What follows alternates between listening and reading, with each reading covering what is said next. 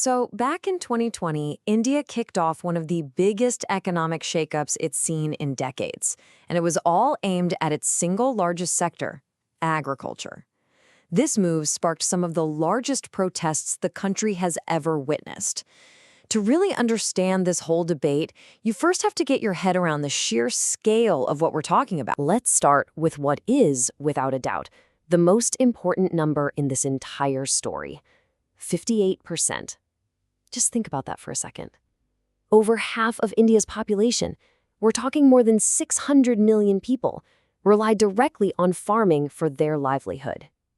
So this isn't just an industry we're discussing, it's a way of life that sustains the majority of an entire nation. And look, the output is just staggering. Every single year, we're talking about almost 300 million tons of food grains, and then another 320 million tons of horticultural produce on top of that. It's a genuine agricultural powerhouse, and trying to manage a sector of this size is, well, it's a monumental challenge. So how on earth did India manage this massive sector before all the recent changes? Well, it definitely wasn't a simple free market. It was a really complex system of government controls that was built up layer by layer over many, many decades. You know, this timeline tells a really fascinating story about how priorities changed over time. Right after independence, the focus was on one single goal: making sure India could feed itself. Then, in the 60s and 70s, you had the Green Revolution, which brought in new technology and powerful government bodies to manage everything. But fast forward to the 90s, and the conversation starts to shift again. This time, it's all about how to boost farmers' incomes, which is what ultimately paved the way for these huge reforms. At the very heart of that old system, you had the APMCs. Now, these were basically state-run committees that set up these special, designated wholesale markets, or mandis, as they're called. For decades, these were the main, and in a lot of cases, the only places where farmers were supposed to sell their crops. This gave the state massive control over the entire agricultural trade. The other big pillar of the system was the minimum support price, or MSP. Now, in theory, this is a price safety net.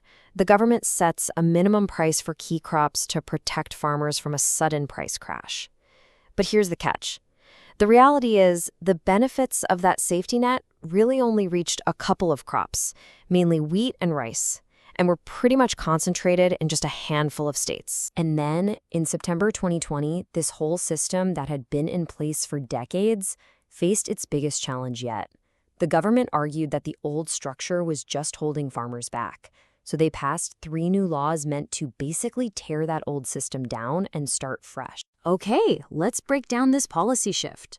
What exactly were these 3 controversial farm acts trying to do?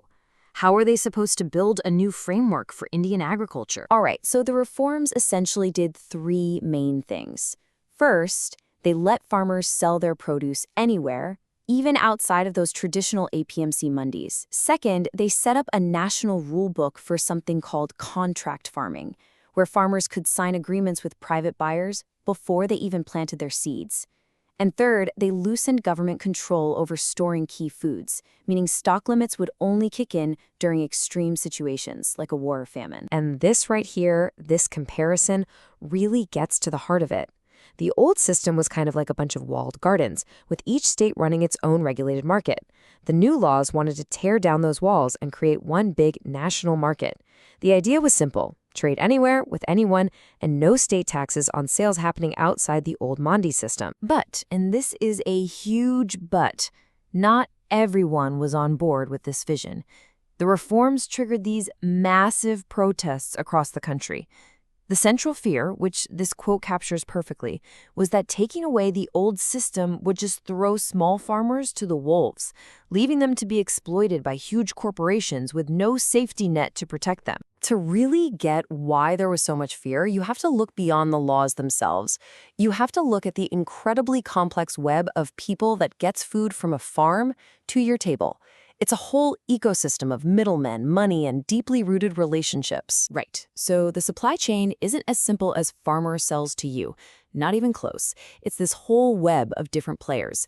You've got merchants buying and selling, agents who are basically deal makers, processors who turn raw crops into the food we buy, and facilitators who handle everything else, from transport to storage. Now, out of all these players, the ones farmers deal with most are the merchants. But the real key player for millions of farmers, it's that local village merchant. And here's why that's so important. For countless small farmers, this person isn't just a buyer. They're often their local bank, their only source of credit. It's a really complex financial relationship, and it was this whole established order that the new laws were threatening to completely upend. And that's really why this whole marketing system is so important. A good, efficient system does way more than just move food around. It's the economic engine that powers the entire rural world.